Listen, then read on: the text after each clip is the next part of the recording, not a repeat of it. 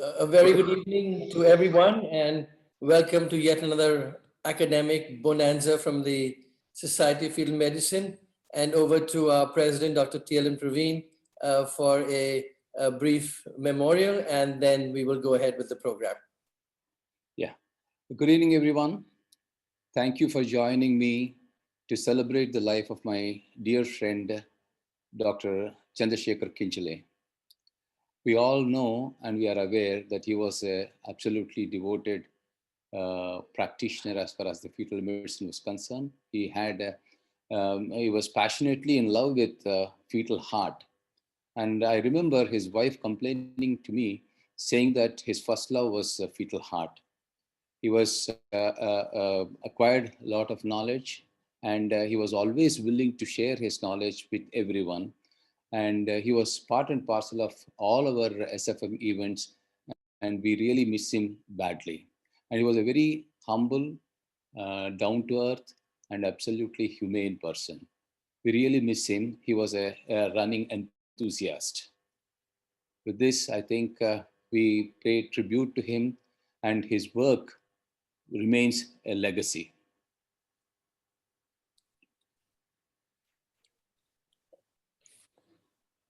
And we do always remember him in January every year, because January was the month we used to prepare for our fetal cardiocon. And at cardiocon, he was always the person who used to guide us on what he thinks would be the most interesting topics for the cardiocon that year.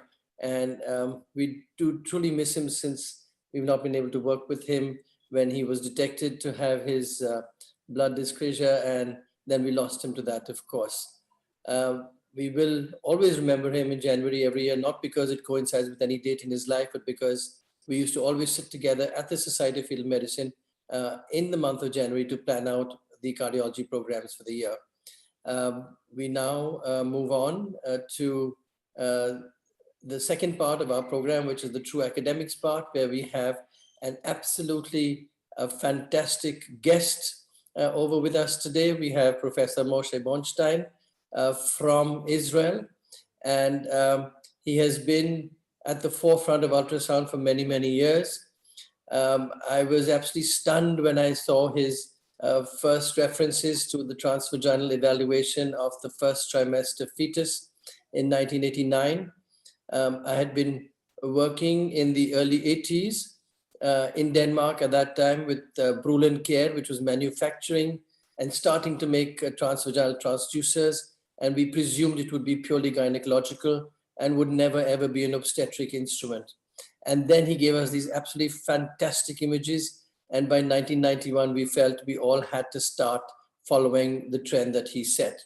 He moved on to tell us that a great amount of cardiac evaluation could be done by this time on ultrasound, not only by the transvaginal scan, but by the transabdominal scan, and was truly the pioneer of early fetal echocardiography.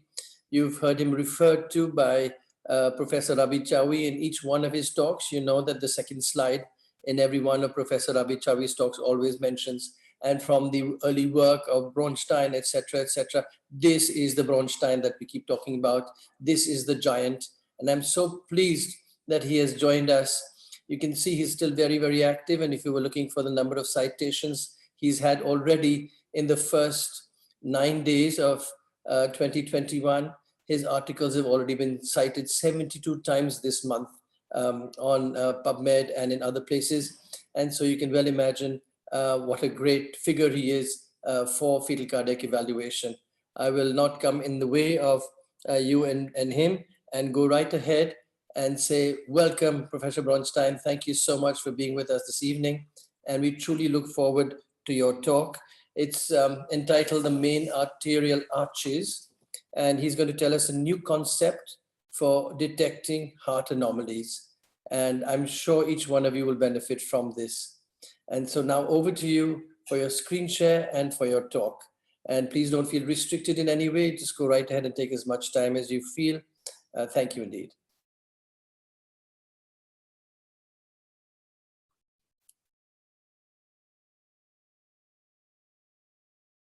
And if you can unmute yourself, that would be nice. Thank you very much.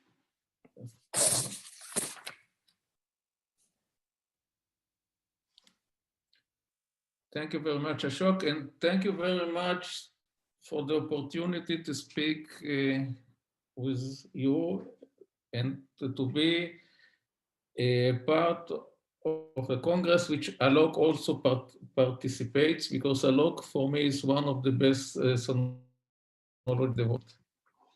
I will start with the mediastinal arterial arches, a new practical approach to diagnose cardiac anomalies in early stages of pregnancies. And I'm speaking about this group of fetuses. Actually, I live in Haifa, which is located north than Tel Aviv, and it is located on the Mediterranean Sea. Here is the hospital which I partly work in. This is the Faculty of Medicine, and here I live. A little bit history about Haifa. Since 1987, we perform early, usually transvaginal scans, usually between weeks 14-16, including fetal echo to every woman. We did till now about 100,000 pregnancy, and the vast majority of them are recorded and stored in the database statistic. Over 360 severe heart anomalies are in this database.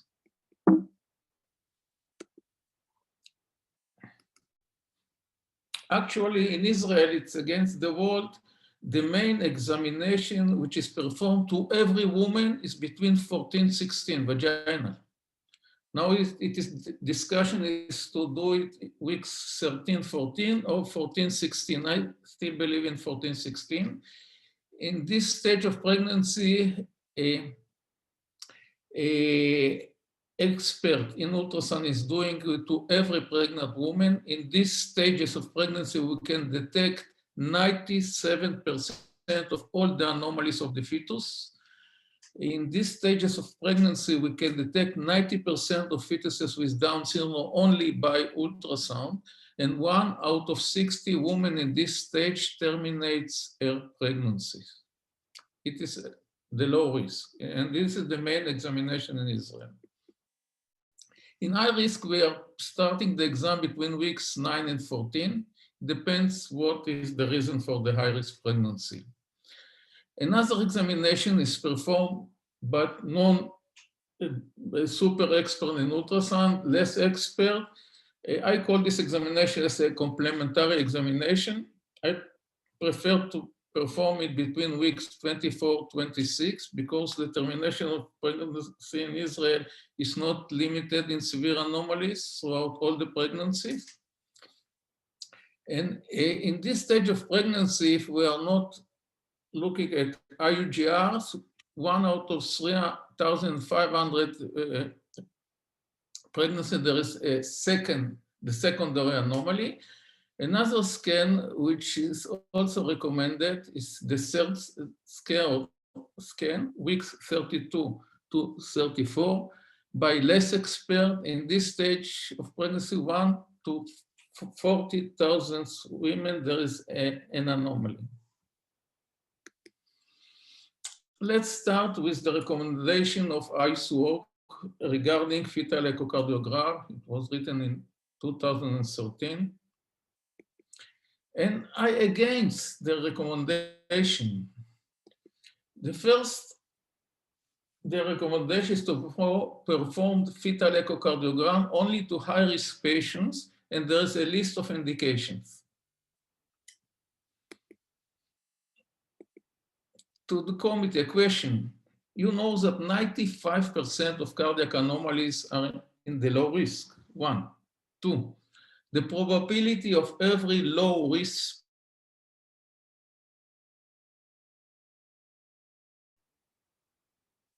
so we have 3 new indications performing a echocardiogram if it is feasible. 1, pregnancy, 2nd pregnancy, and 3 pregnancies. The second recommendation of ISO-OG is to perform it between weeks 18-22 transabdominal, because they say that the resolution is better. I disagree with them. In the vaginal probe, the resolution is better because it's higher frequency and we can see more than in the later stage on an average woman, not too fat and not too small.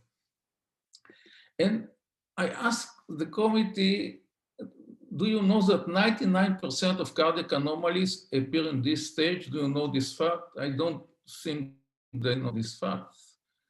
And the third recommendation, which I against them, is to do about cross-section of 8 still cross views. And these are the views of the committee of ISO-OG.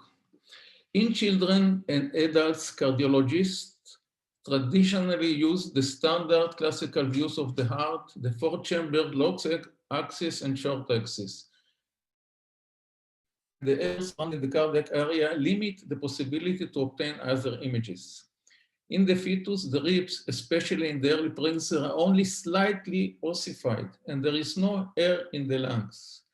Therefore, in addition to the classical cardiologic views, depiction of the heart from various directions and angles, including the posterior directions through the back, is possible.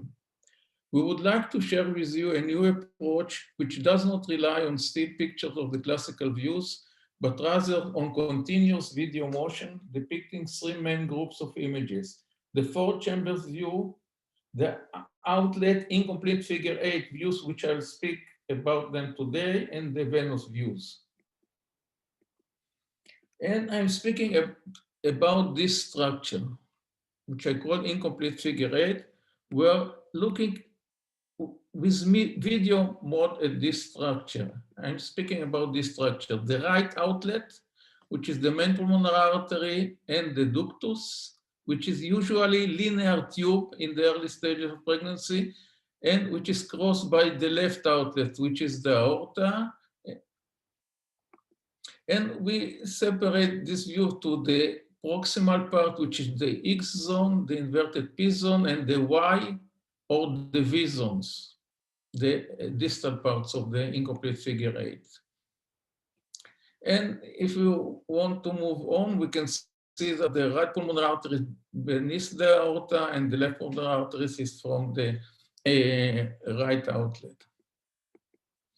Every doctor who is coming to be with me has to buy a plasticine, and he is sitting with me with this structure, and he's showing me the direction of the incomplete figure 8 in the mediastinum of the fetus. An example, if I'm showing him this, I'm asking him, please show me how this incomplete figure 8, and he should show me this X, inverted P, and Y zone. Another example, I'm asking me, please show me with the plasticine what you can see, and he shows me this structure. Incomplete figure 8 can be detected in week 10, and even the VY zone can be detected in week 9. I'm speaking about such size fetuses. The second rule of the incomplete figure 8 is that the width of the 2 vessels should be identical. And if there is a discrepancy, severe discrepancy between the vessels, there must be a severe cardiac anomaly. And a simple common sense, because the heart is pumping parallel through 2 pipes, and if one pipe is occluded and they are elastic, the second part must dilate.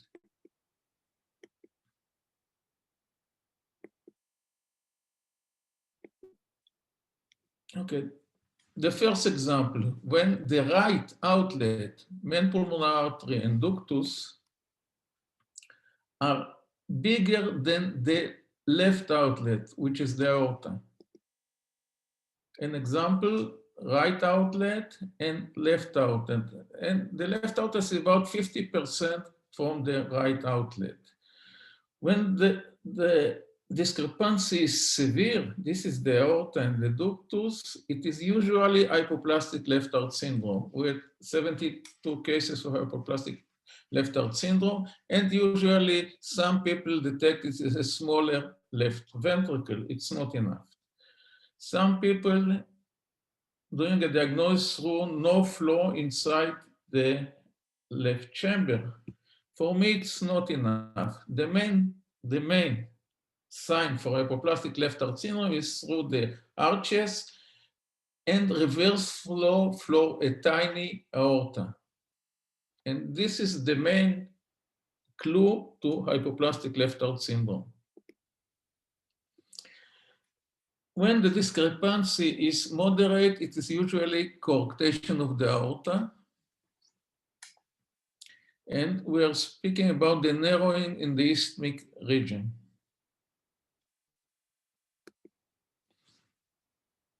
This is the left outlet, which is about 50% from the right outlet.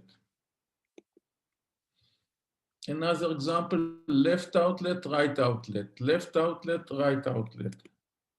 And if you are using the 3V trachea view, we can miss this narrowing of the aorta in this region.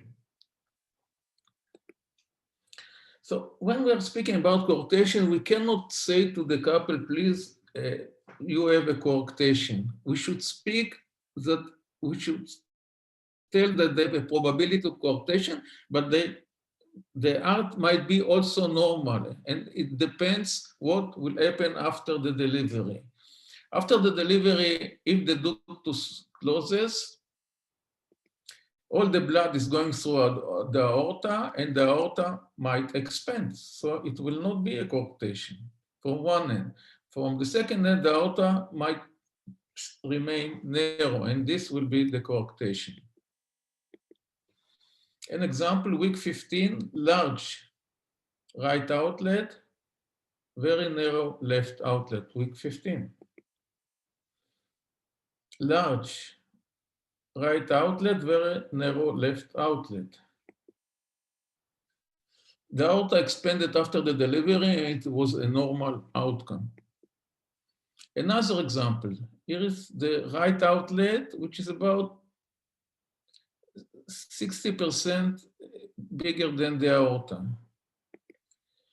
In this stage, we could see also that the left ventricle is smaller than the right ventricle. And in this case, the aorta remained narrow, and it was a coarctation. So if we have smaller left ventricle, smaller aorta, larger right ventricle, and larger right outlet, it is called right dominance according to the literature. And in 2007, in prenatal diagnosis, they spoke about the right dominance. And if the right dominance appears in the second trimester, only 60% is this coarctation. But if the right dominance was normal in the second trimester and appears in the third trimester, 86% of them are normal. Only 14% of them are coarctation. Right dominance is associated also with bicuspid aortic valve. To our experience, if we have the right dominance in the early stages of pregnancy, in 70% of them, they are coarctation.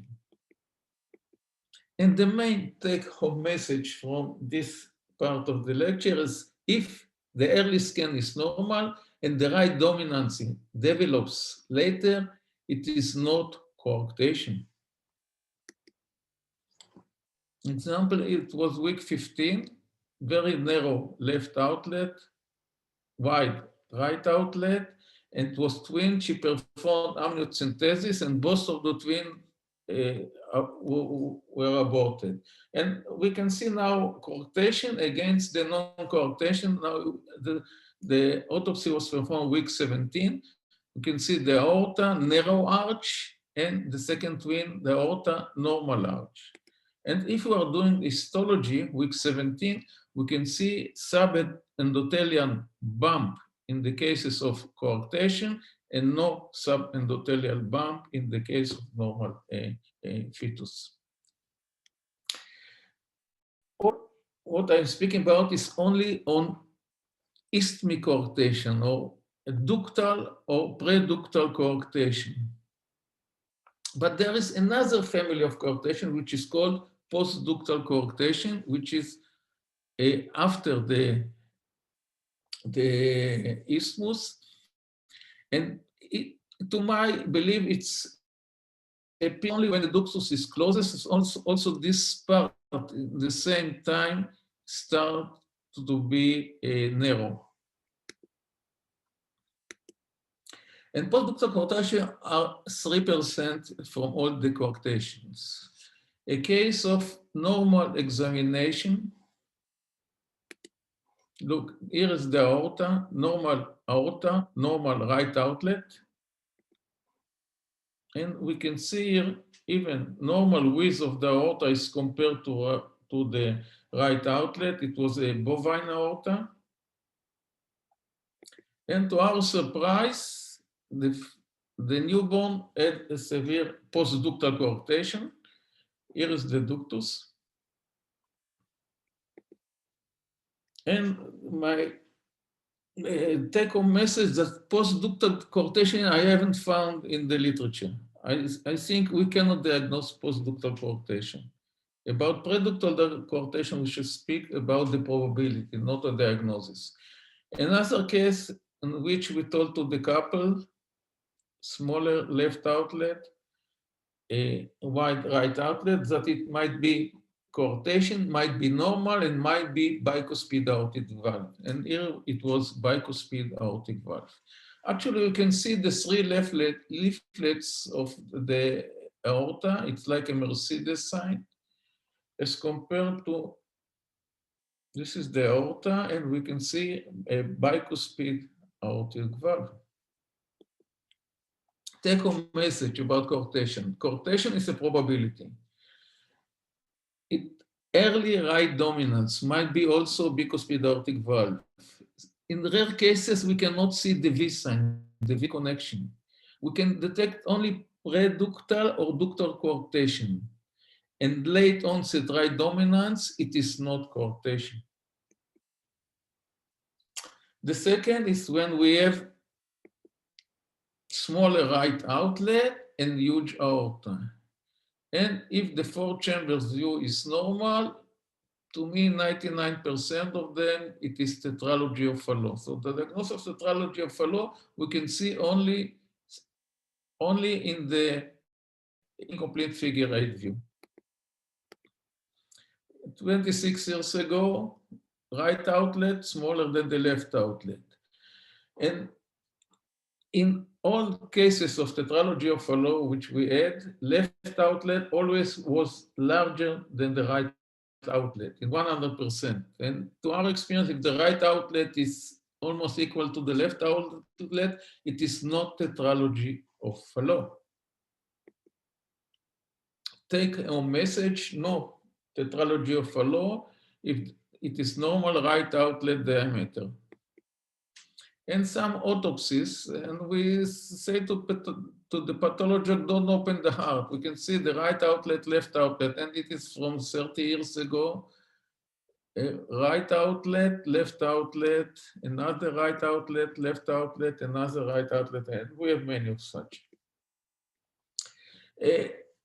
One subgroup of Fallot, it's the absence of pulmonary valve, and to our experience in the early stages of pregnancy, there is no enlargement of pulmonary arteries, which appears only later.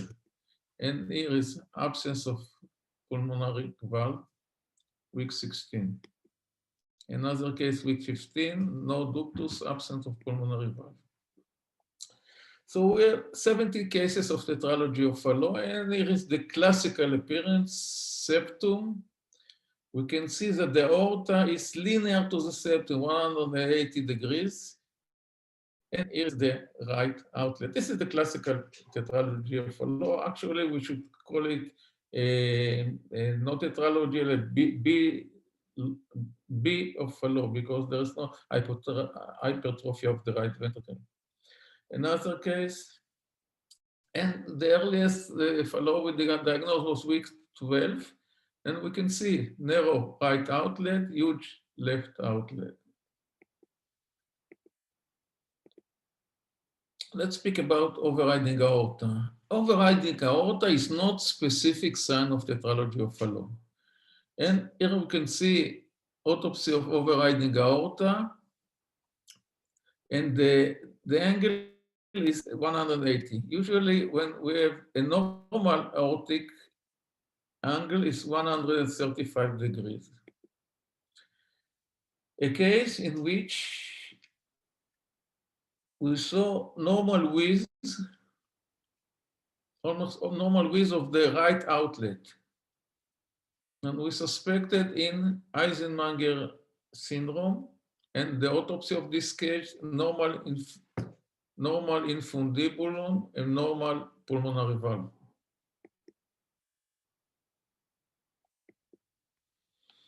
Another case, here, week 15, it looks like overriding aorta. But the angle, what disturbs me is that the angle here is 135 degrees. And I look at these pictures for half an hour, and in some direction it was overriding, some direction it wasn't overriding. So I invited her to on week 17, and it was false positive overriding. It was a pulmonary artery superposition. Sometimes you will meet it. And here you can see the heart, week 17, normal continuation of the aorta, and normal continuation of the aorta. This is septum, 135 degrees. The third of the incomplete figure, when we see one linear normal sized vessel, and usually, not usually, it might be associated with single ventricle, and all the case of single ventricle to double inlet left ventricle, which is called also single ventricle, went 15 cases. And one very interesting case, we can see single, we cannot see incomplete figure 8. We're going to the 4 chambers, apical view, single ventricle, it's left-sided. And she terminated her pregnancy, it was week 15. On her subsequent pregnancy, she arrived week 11, although we invited her on week 9, and we could see single vessels in the upper mediastinum, second time univentricular out. The third pregnancy, she arrived on week 9, we cannot see here the V sign, we can see linear sign, week 9 and 6 days, and we also suspect in these stages that it is also again single ventricle. And autopsy week 12, it was single ventricle. They are usually associated with outlets like in transposition. Her fourth pregnancy, she arrived on week 9, exactly week 9, and we can see here the V sign. So we told her, now your baby will not have the same anomaly which were in 3 pregnancies before. In week 10, we could see the 4 chambers, and she delivered a normal baby.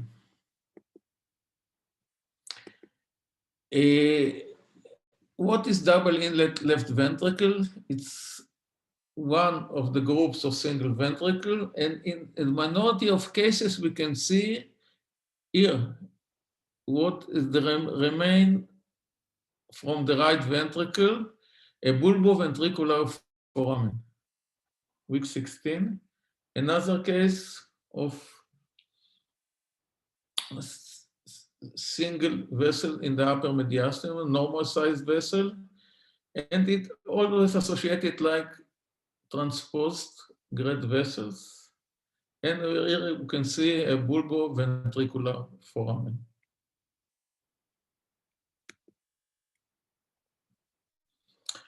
The second popular single vessel in the upper mediastinum, we were just putting the probe, and if we see it, it's a severe anomaly. So we're in another case, single vessel instead of the incomplete figure 8.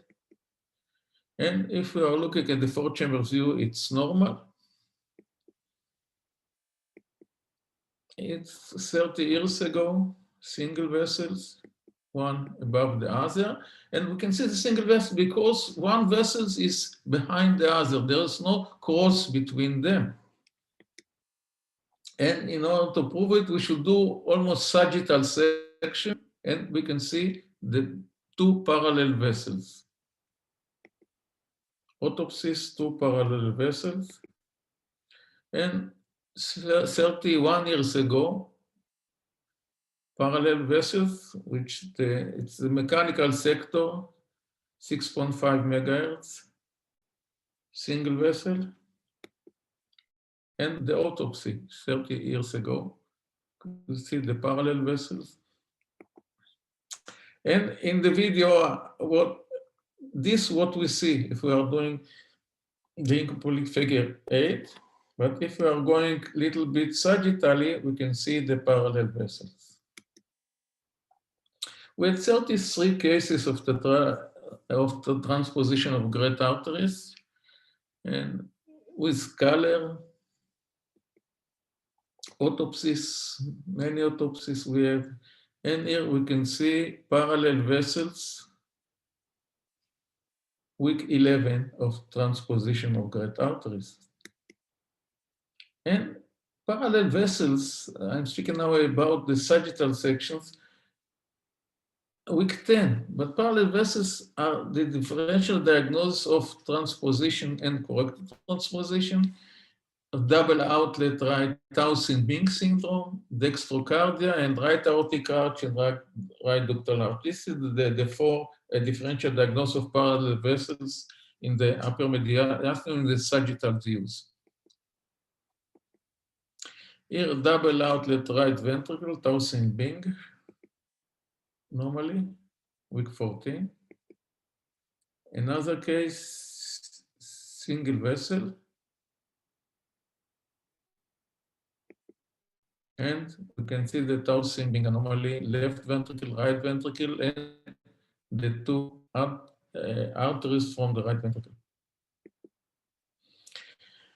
Another case of single ventricle or single vessels, and we are looking at the 4 chambers. In the 4 chambers, we can see that if you see that the left ventricle, the mitral valve is more posterior, while the tricuspid valve is more apical. And in this fetus with the single ventricle, this is the right ventricle, which is more apical. And this anomaly is called corrected transposition, also a single ventricle. Single ventricle might be seen even when we have a single vessel, when we have a dextrocardia.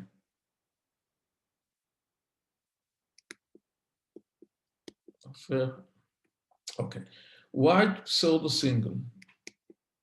If we want not normal size, but wide single vessel in the upper mediastinum, it's many times it's because the second vessel is very tiny and covered by the huge vessel, like in the TOF, like in DOV, and like in hypoplastic left heart syndrome. And in tetralogy of Fallot couldn't depict the second vessel because it was very tiny. A wide true single vessel, truncus arteriosus, week 15. And another case of truncus in which we can see a turbulent flow inside the single tube. And this is a single tube. And here we can see truncus arteriosus, week 12. The first part of this small course is the basic of take-home message of the symmetry. One, when we have narrow left outlet, hypoplastic left heart syndrome with reversed aortic flow. 2, coarctation, we should remember it's a probability. Very narrow right outlet is usually tetralogy of Fallot. Single versus normal size, TGA, carotid TGA, single ventricle, dextrocardia, and dove. And single versus very wide, truncus, TOF, and dove. And we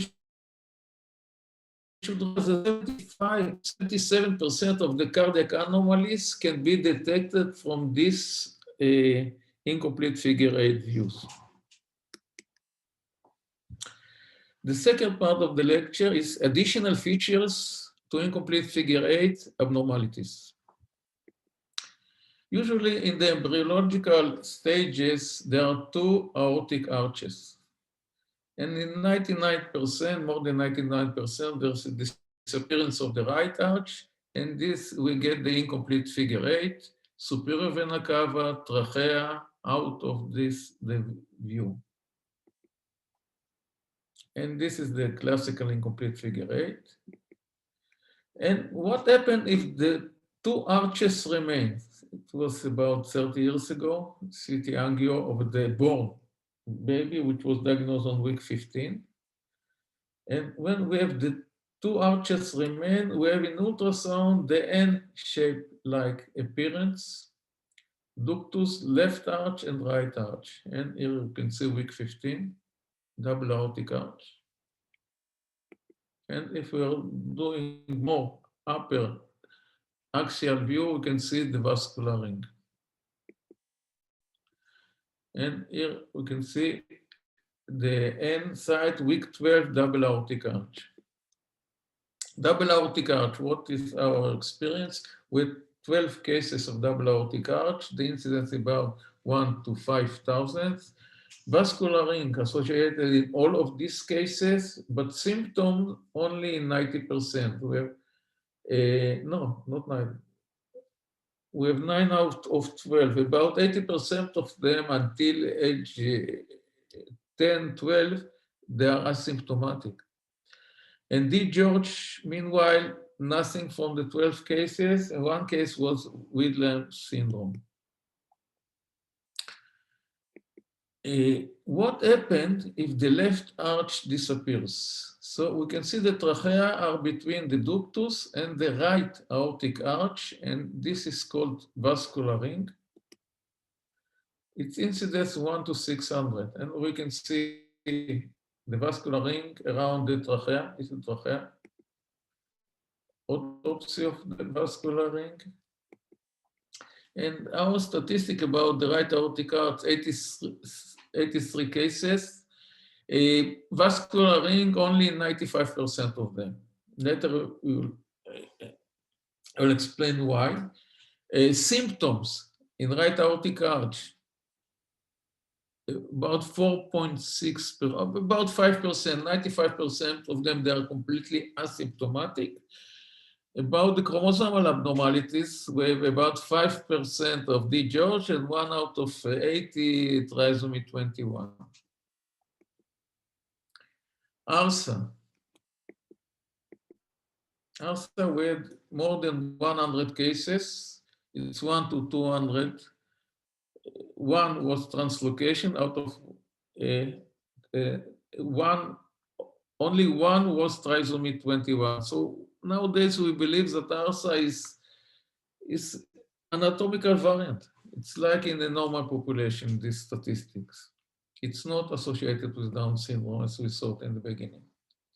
Now I want to speak about the news that before the incomplete figure 8, the structure of the arches was different. This was the structure in the embryological stages of pregnancy because the ductus has also 2 arches.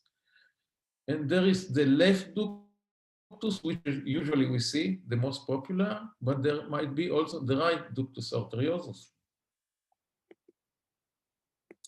So if we have the right the left ductus arteriosus and the right aortic arch, it is associated with vascular ring. The trachea is in between. But if we have right aortic arch and right ductal arch, the aorta is outside. So there is no vascular ring. And the vessels are parallel. Here is right aorta, right ductus, and here is the trachea.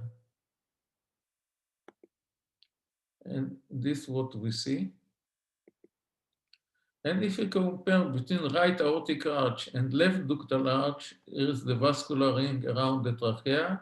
When we have right aortic arch and right ductal arch, the trachea is outside the ring. Now, another case which cannot be diagnosed by 3 tracheal view, which is a recommendation of ISWOG. And here, as we can see, the right ductus. And this is the left pulmonary artery and the right pulmonary artery. There are some articles about the strangeness of the ductus, and the ductus is the black sheep in the family of the great arteries. I believe because also in the left aortic arch, usually we can see also right ductus. And the right ductus appears like L-shaped ductus.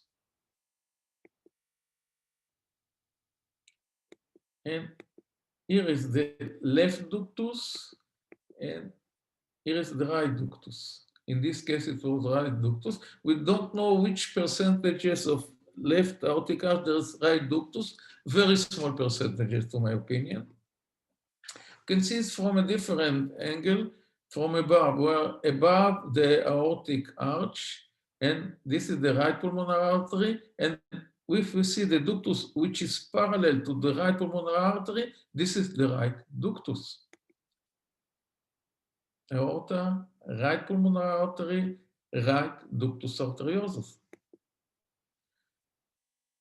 And this is the left ductus arteriosus, and we can see the L shape of the right ductus arteriosus.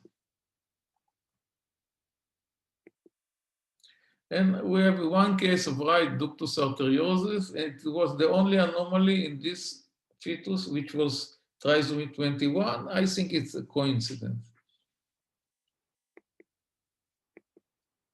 Take-home message. The ductus has also 2 arches. In 5% of right aortic arch, there is also right ductus and no vascular ring. Our hypothesis is that also in left aortic arch, there is right ductus. Right ductus is usually not associated with cardiac anomalies. It's against the literature, contrast to the Medline. In every abnormal ductal shape, right ductus should be the differential diagnosis. Other abnormalities of incomplete figure 8, we can see here right and left, and there is no communication between them. And this case is called interruption of aortic arch. Aortic arch is not connected to the ductus. And in complete figure 8, we can see like its appearance of the great arteries. And we have 6 of such cases, and here is the 7th case. We can see the aorta, no communication with duct. Also, we can see here the X. And we told to our pathologist, and the pathologist told me, Moshe, I see the arch, which is normal. This is the aortic isthmus, which is normal. But I showed him the clips. So he opened the trachea and he saw a fibrous tissue inside the aorta, which actually to ultrasound and also physically caused the interruption of aortic arch. And this anomaly is called aortic isthmus atresia. And we can see interruption of aortic arch, X appearance of incomplete figure 8. Instead of closure rate, it was week 12.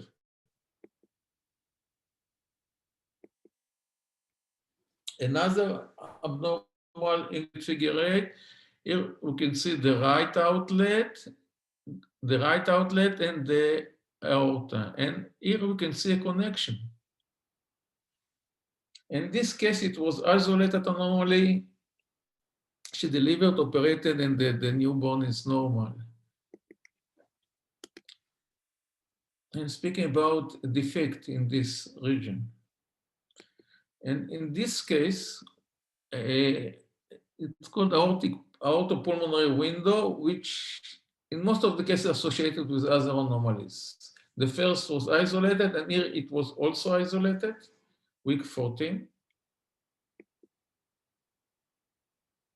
And we can see that it is not right pulmonary artery.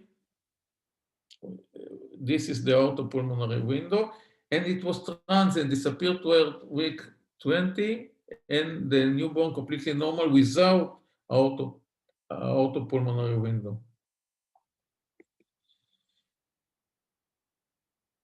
Auto-pulmonary window might be transient. When we have normal without color for incomplete figure 8, but with color, we can see a turbulent flow and a flow through the pulmonary artery higher than 240 centimeters per second. It is pulmonary stenosis. It might be associated with also pulmonary regurgitation. Week 15 in this case. And 2 out of 24 cases of pulmonic stenosis, they turn to be later to pulmonary atresia. Week 19, pulmonary atresia. Week 15, it was pulmonary stenosis. And the autopsy of the pulmonary atresia, membranous tiny orifice. Our summary of early pulmonary stenosis. In 30%, it disappears throughout the pregnancy, the newborns were normal. In 30%, it remained, and it was mild pulmonary stenosis. Some of them were opened then through the catheterization, and some remained. In 8%, poor outcome, pulmonary atresia with hypoplastic right heart syndrome. 8% were late onsets. A minority of them appeared also after the delivery. And in 25%, pulmonary stenosis was not isolated and the pregnancy were terminated. Another interesting case we saw in the early stage, inside the aorta, we can see a flap inside the aorta. And it is not artifact. And it is called persistent fifth aortic arch. And this is persistent aortic arch. It also remained on week 16 and disappeared to week 20, and the newborn was normal. So persistent fifth aortic arch in such size might be also transient. In conclusion, as I said before, 77% of cardiac anomalies we can detect through the incomplete figure 8. 99% of cardiac anomalies appear in the early stages of pregnancy. Only 4 appeared later. 3 of the 4 were tuberous sclerosis, are tumor after week 20. The probability of late onset severe congenital heart defect is 1 to 15,000. And the probability of low risk pregnancy to congenital heart disease is 1 to 218. Thank you very much, and keep safe. Okay. Thank you very much, Professor Moshe Bronshtein, for enlightening us on how, if we look, we can see, also for teaching us that you've been seeing these for many years, and therefore, if we do get stuck with technology that is not necessarily very high end, you've been showing us to this when technology was actually not so high end. So it's a question of looking for something that the mind knows. We're waiting for a few more questions to come into our question box. And if you would bear with us for the next 15 minutes, can we go through some of the interesting cases that Alok Varshney is going to, as for us this evening, and then we will come back with the questions. Would that be comfortable with you? Yes. Thank you. So the next part of our program is a presentation by one of our younger colleagues, Alok Varshney. He is from Delhi, where he has a private practice. You've been hearing him at Fetal Cardiocon for the last 4 years. And I now look forward to his presentation on some interesting cases on this. Right, all yours, and you can start sharing your screen, Alok.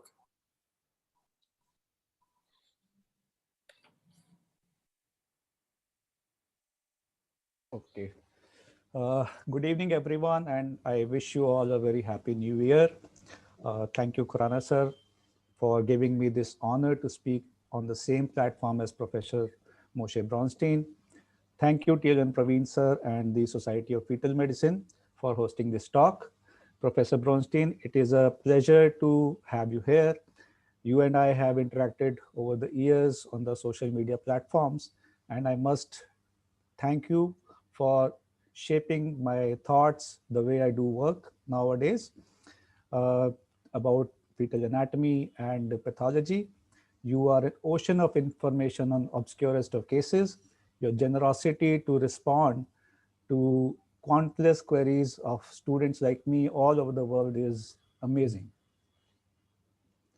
So uh, I have to present a few cases, interesting cases, as we know that the aortic anomalies are rare, but they are very interesting. And we are picking more and more of these cases with wider use of three-vessel trachea view.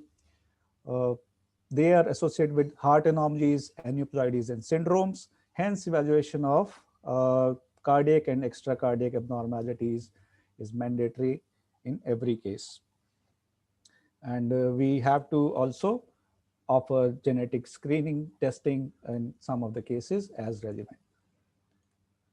So I'll start with the commonest and the most challenging of abnormality, the coarctation of aorta. We are all aware of the signs, the small left-sided ventricle, the larger right ventricle, the arch is narrow, so particularly at the isthmus, and sometimes the whole arch is narrow. And then there is a ductal shelf. Sometimes we can have the reverse flow at the isthmus. There are ratios, z-scores, angles, but they do not decrease the false positive rate of diagnosis. So to give you an example, this was one of the first cases I saw. It was a few years back, and it had typical features of a small left-sided ventricle, a larger right ventricle. The aortic arch was narrow, and there was even reversal of the flow in the uh, aorta. So I thought this is diagnostic of coarctation of aorta, but once the baby was born, it had a normal outcome. So the next time when I had such a case, I asked Professor Bronshtein to help me out, and this is what he has told me, and this is what he has spoken to you about a few minutes back. So the coarctation of aorta is not a prenatal diagnosis, but it's a probability. If we have right ventricular dominance plus narrow left outlet vessels, there's a higher probability of coarctation. And it happens because after birth, when ductus closes, the aorta may expand or it may not. And there is no predicting what is going to happen. And the timing of the first appearance of right ventricular dominance affects the probability of coarctation. If it appears early in second trimester, the probability is about 60%. And if it appears late in the third trimester, the probability is quite low. So also in cases of coarctation, we have to assess for complex congenital heart diseases, many of which are associated with coarctation.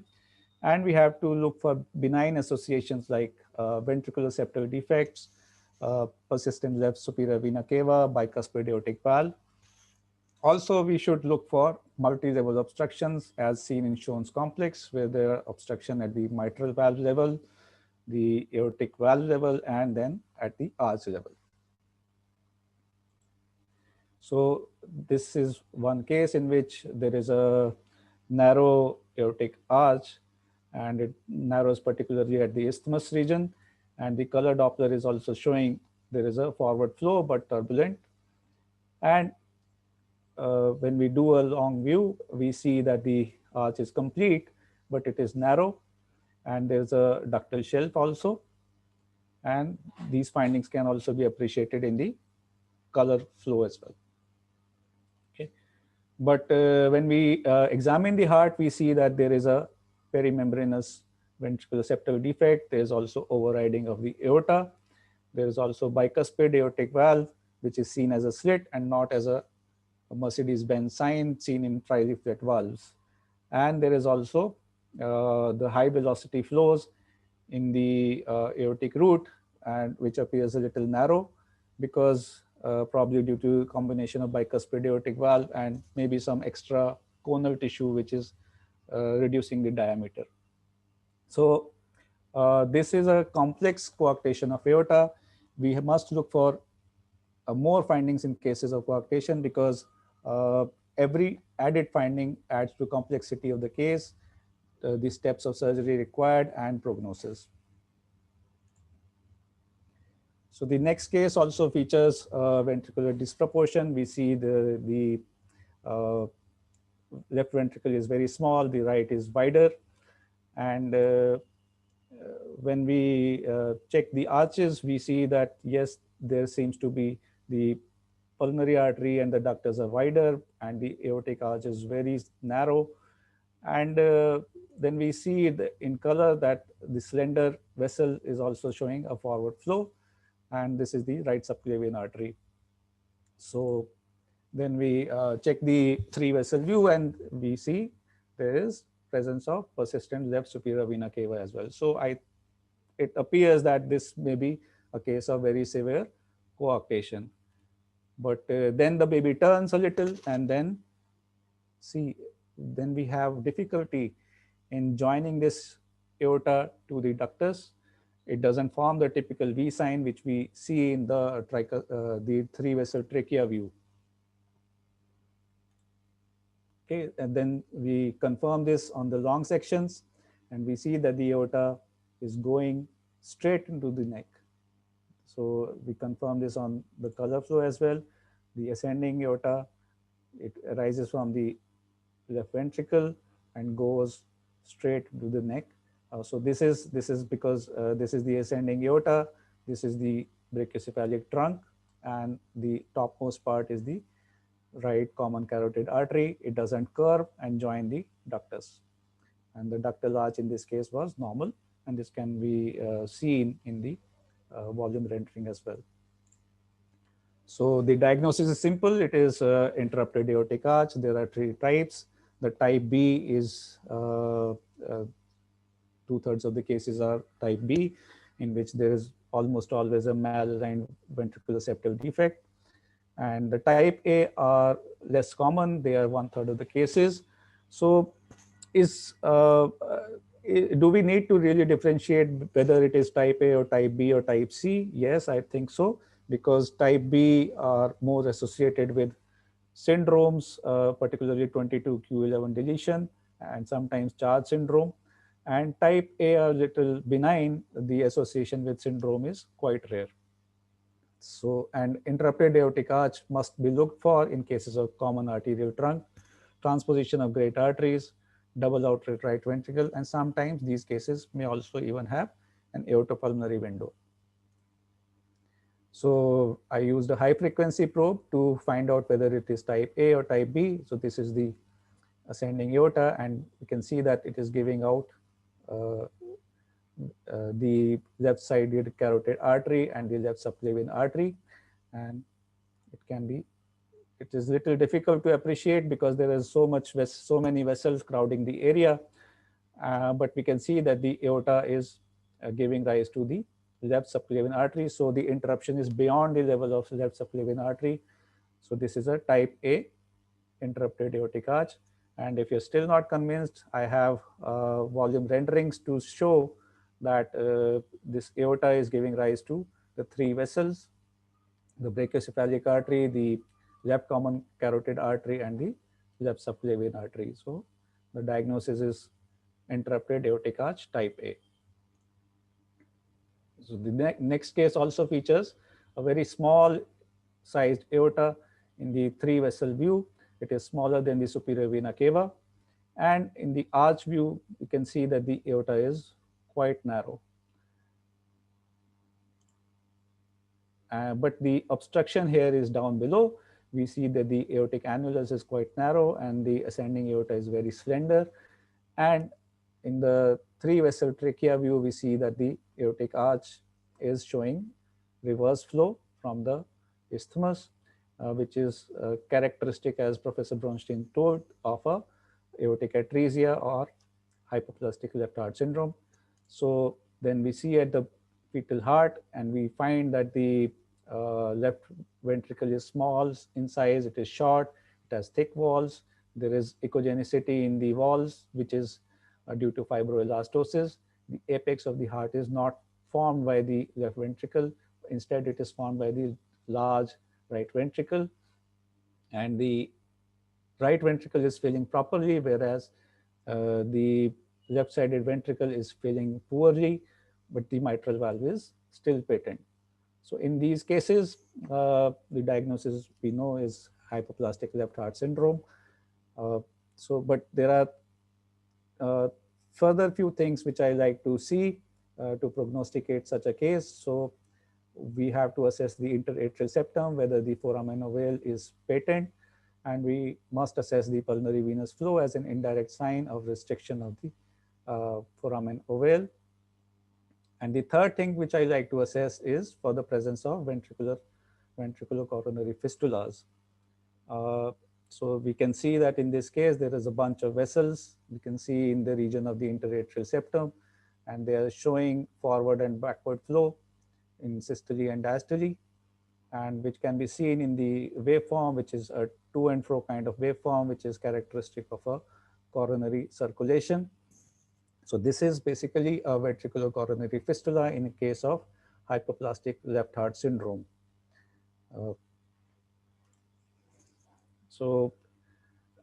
This is a volume rendering of the same case, and it shows all the findings beautifully. We can see a dilated right ventricle, a very small caliber left ventricle, poorly filling. This is the pulmonary artery, and we can see the reverse flow in the slender aortic arch. And we can see the ventricular coronary fistulas, which are going towards the cardiac root.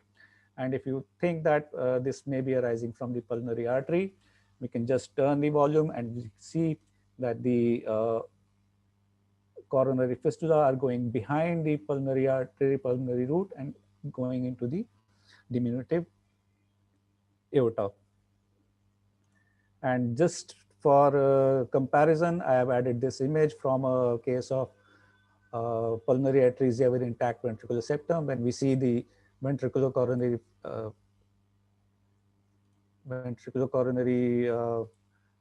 connection, it is going into the pulmonary artery rather than in the aorta.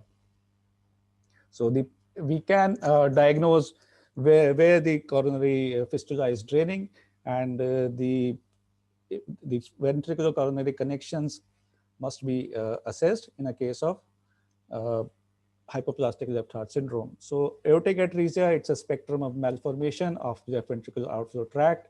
It may be valvular, which is commonest, subvalvular, or supravalvular. There is a dysplastic aortic valve, which causes aortic stenosis, which over time may cause aortic atresia. There is concomitant left ventricular remodeling, which leads to hypoplastic left heart syndrome. There is a low association with chromosomal and extracardiac anomalies. And ventricular coronary fistula's communication is definitely rare. We frequently think that they are seen only in cases of pulmonary atresia with intact ventricular septum, but they can also be found in hypoplastic left heart syndrome. And their presence radically worsens the chance of a successful neonatal surgery, because babies with ventricular coronary fistulas, 30% of them will not survive the corrective surgeries. So now we come to the non-obstructive abnormalities, and we all know this one. This is the right-sided aortic arch with a left-sided ductus, both of them joining behind the trachea in front of the spine. And this is the typical U sign which we see, and they are rare, but still easier to diagnose than many of the other aortic abnormalities. Again, I like to see for three more things in these cases.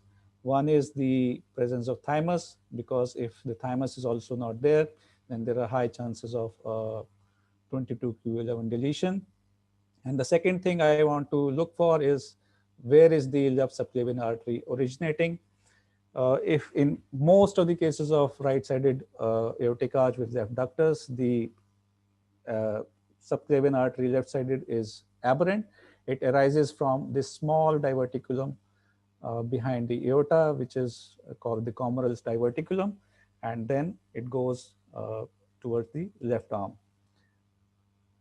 Okay, so if we see in a case of right-sided aortic arch with left-sided ductus, an aberrant left subclavian artery, it practically rules out a double aortic arch.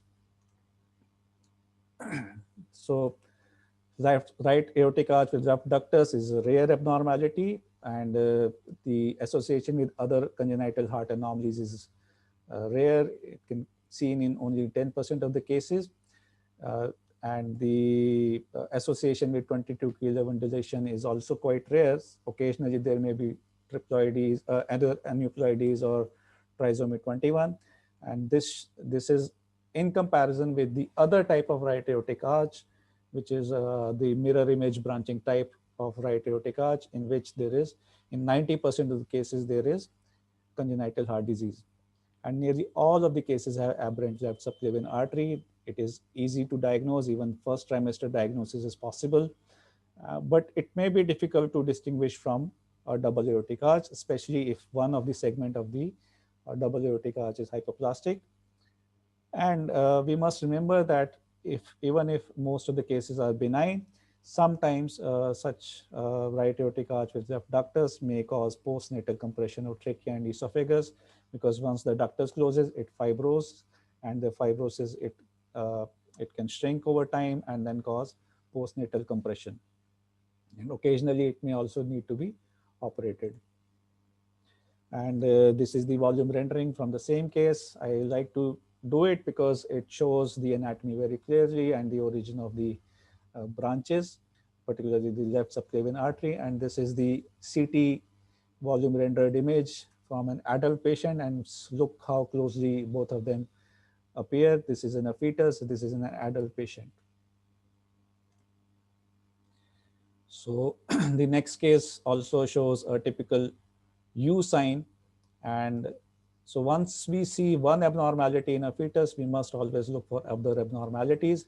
In this case, the four-chamber view is normal, but there is a dilated coronary sinus due to persistent left superior vena cava.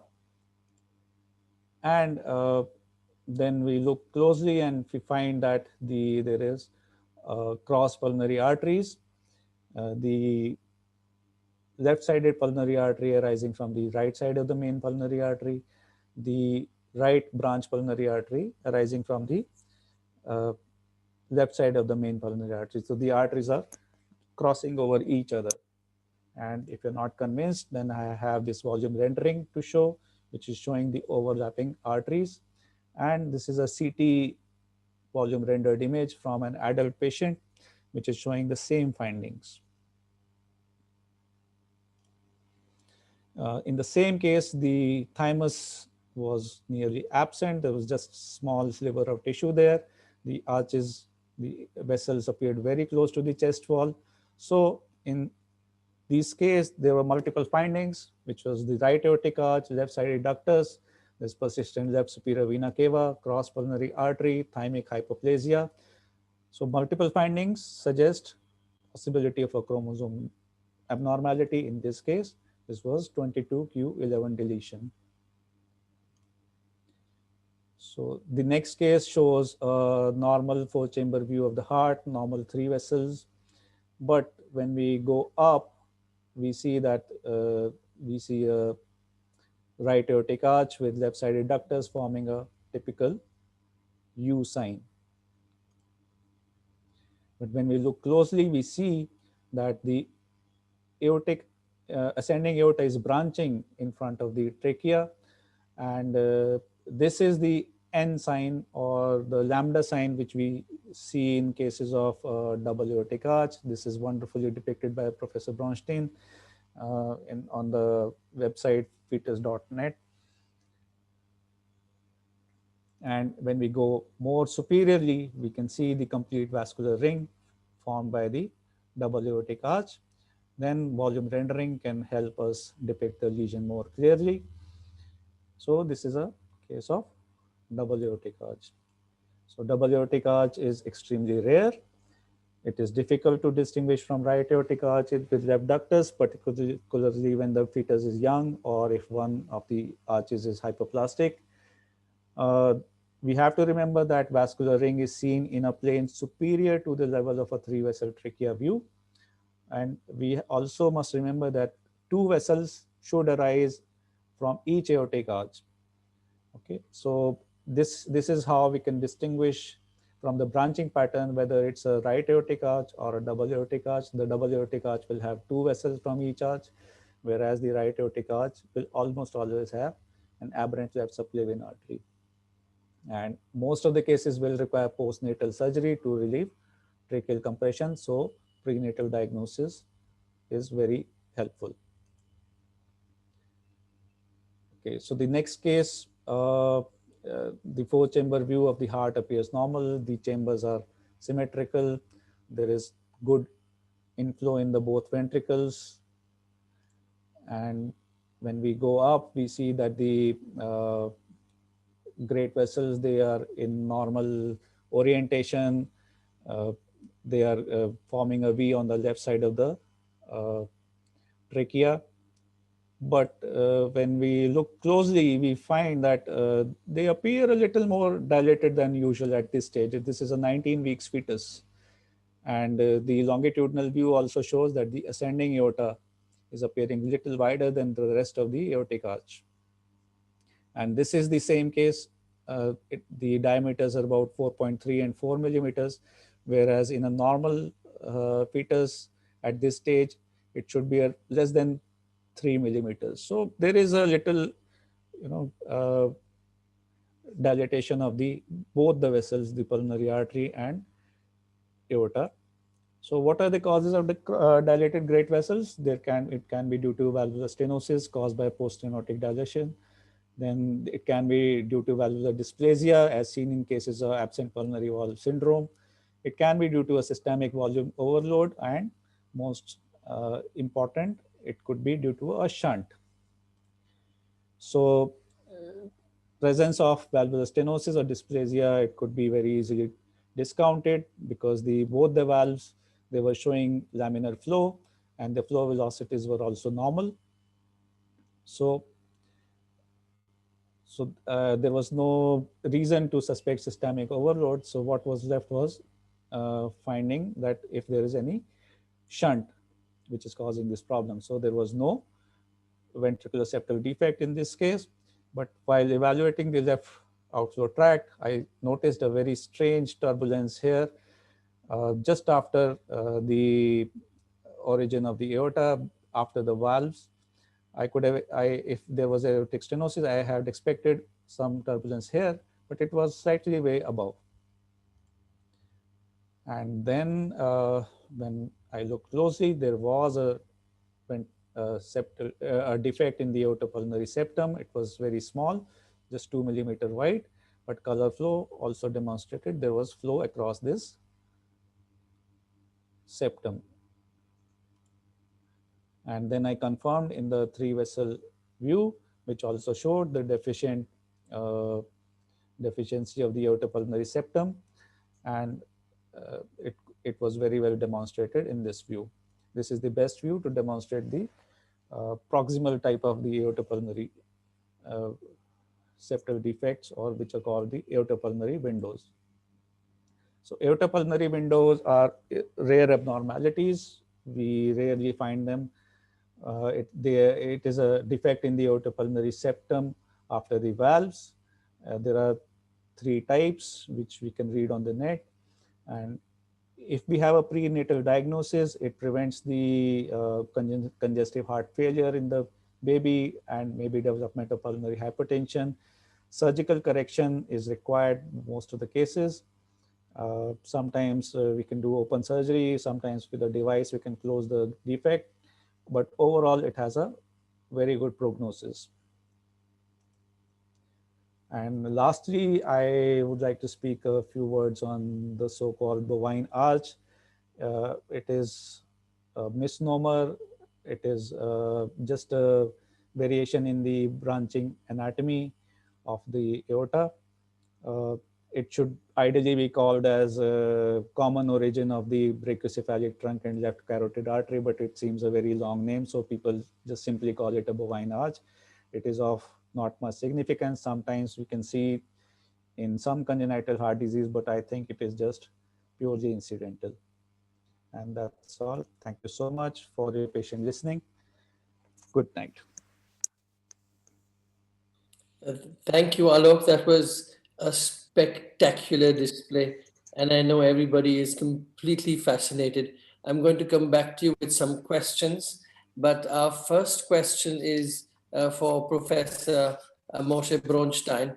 And we have a question from the audience which says, if we were to divide our patients that you showed us to those that were less than 11 weeks, and a group that was between 11 and 14, which is the usual window where most of the world is doing aneuploidies evaluation, and the third group of 14 to 16 weeks, then how many lesions will I miss in each of these groups? You have to unmute yourself, Professor. You have to unmute yourself. Yes, yes. Yeah. I don't recommend to do examination week 11. I don't have the statistic. I have the statistic between weeks 13 and 14, 16, and there are about 15% of anomalies do not appear between weeks 13 and 14. About 15%, including the cervical incompetence. So it's also an anomaly for me. So in 15% of anomalies, we can detect more 15, 14, 16 than 13. And the second part of that question is, so at this stage, how many would require, if I were to do a scan at 13 weeks, and I saw an abnormality, how many would be confirmed that they're definitely abnormal, and how many would require re-evaluation after some weeks? You are speaking about 13. 13, yeah. Depends what kind of anomaly. For example, a single ventricle, 100%. Coarctation, almost impossible to detect week 13. So Yes. it depends what kind of anomalies. I believe that most of the anomalies can be detected even on week 12. My daughter, I did her 12, 14, 16, and I can do, I and Salel and others can do a complete examination week 12. Why we are not performing? Because 15% of nothing appear after week 14, especially hydrocephalus. And the next question is, in Israel, when do they do an aneuploidy screening? In Israel nowadays, we recommend not to do an aneuploidy screening by ultrasound. Ultrasound to do a structural examination, not screening. Screening is for government. I'm speaking about a good doctor who is doing a good exam. Actually, I recommend to every woman which is low risk to abnormal karyotype, to every woman where there is no any problems to get pregnant, to do CMA and to do exome. If you will ask me why, because the probability of every low-risk couple to have abnormal CMA, which is more serious than Down syndrome, it's 1 to 150. This is the probability. So I recommend to every couple, when there is no problem to get pregnant, to do a karyotype, not karyotype, CMA and exome.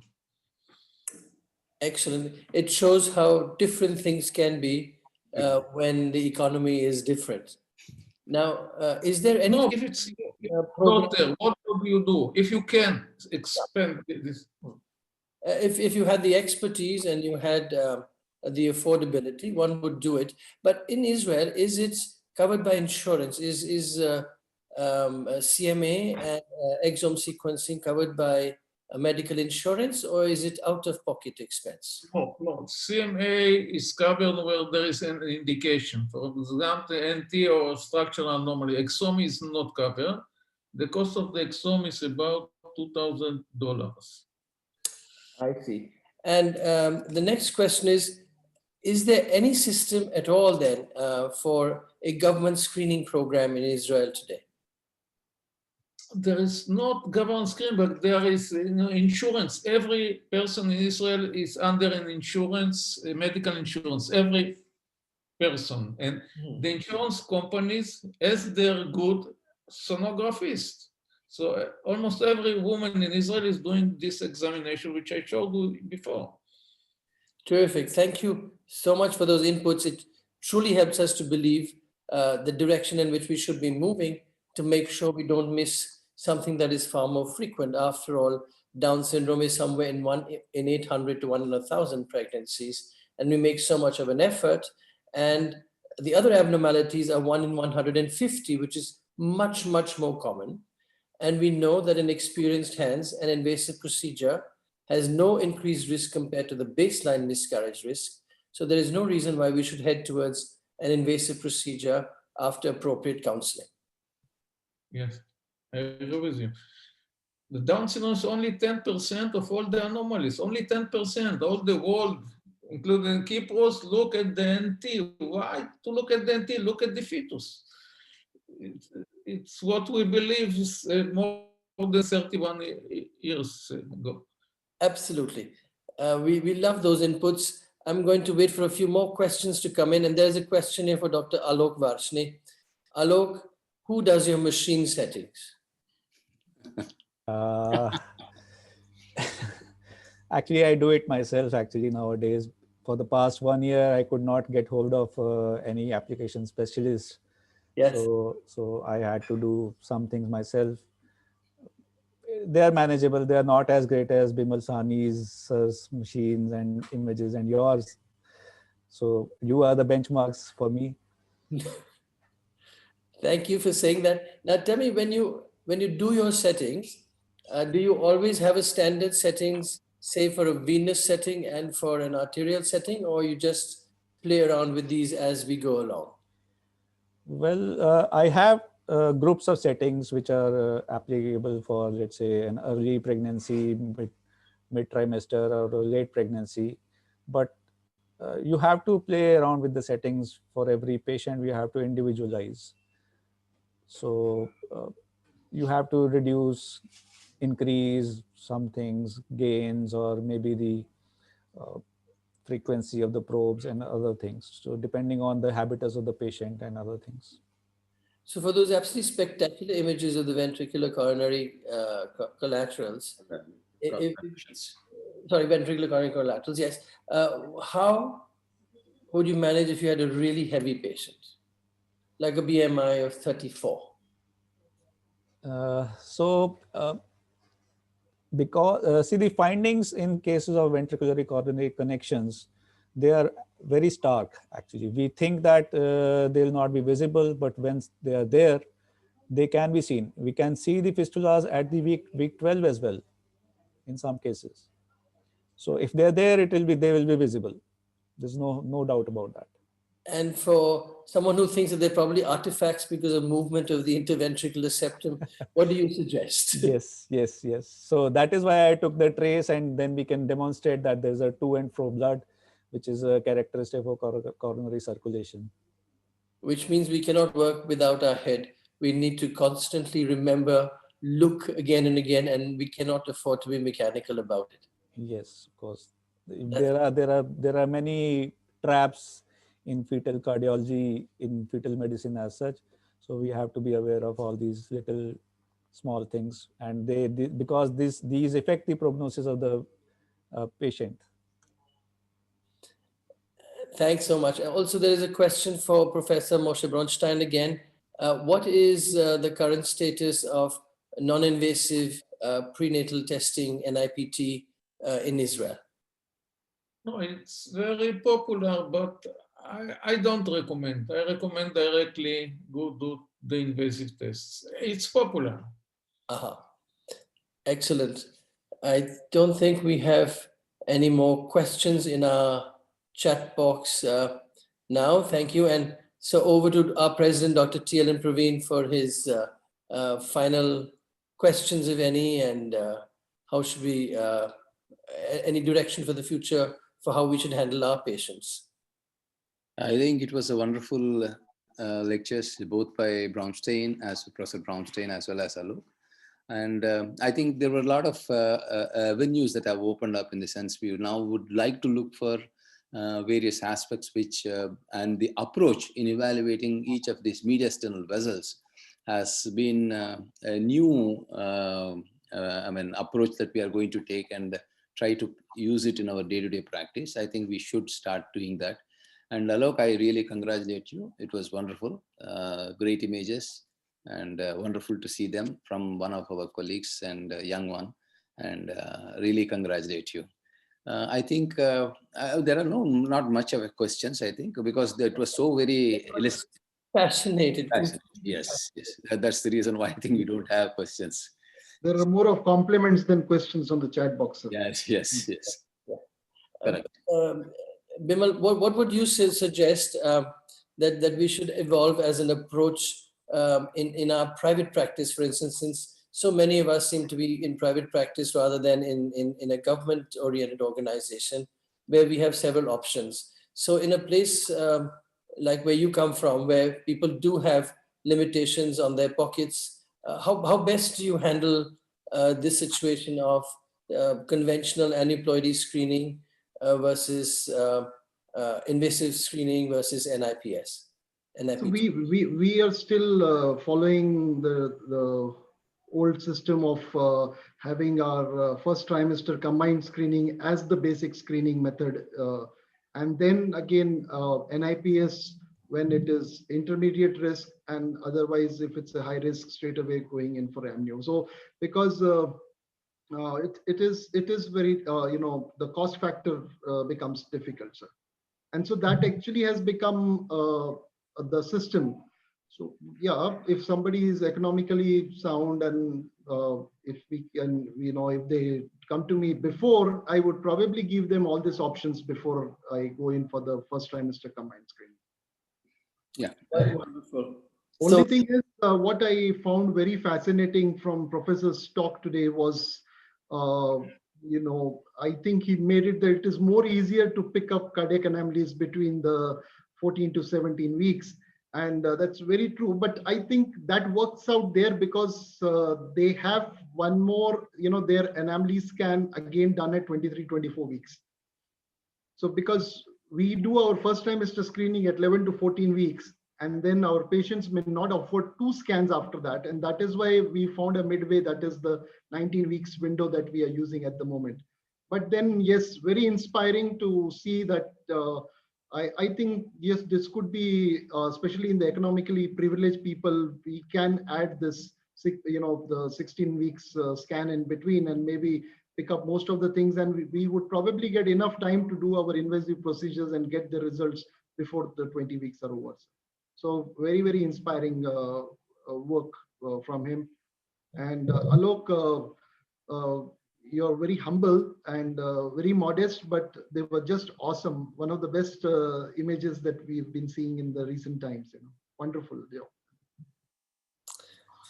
Thank Well, you, sir. Thank we've you. received so many compliments in the chat box. It's really marvelous, and I'd like to take this chance then to close our session here. And my thanks to Professor Moshe Bronshtein. We do hope you will find time for us again. Thank you so much for joining us tonight. And congratulations, Alok. It was absolutely a spectacular presentation. We've not given you enough time in some of our programs because of our tight scheduling, but I think we now can depend on you to occupy a larger space. And welcome to the large space. Absolutely marvelous images, marvelous cases, and brilliant images. Thank you very much. My thanks. Yes, thank you. Thank you a lot. Thanks a lot.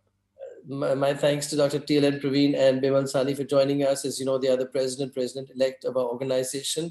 May I also remind viewers that from next month, our free webinars will be free only for members, and non-members will have to start paying to view these, and there will, of course, be a pre-registration. May I also tell you that a lot of our webinars will not move on to our YouTube platform until about 6 to 8 months, and that they would actually remain on our website with all members only access. So those of you who have forgotten to pay your membership, please do catch up with that. I'm also very happy to see that we have an increasing number of international participants on our webinars, and we welcome them. We'd also like you to join us as members. We do not charge any additional membership charges for international members. They are the same as our Indian members. And please do feel welcome to be in touch with us either through the website or on email so that we can actually have you as members, and you can have access to all of these in the times ahead. Thank you, Moshe, once again. A personal thank you to you. Thank you for being here tonight. And we'll end with our product video. Good night. Thank you very much. Sir. Thank you very much. Thank you. Good night, everybody. Thank you, Vishal. Thank you, Vishal, for being here as always, and to Conferences International for being here. Thanks very much. Good night.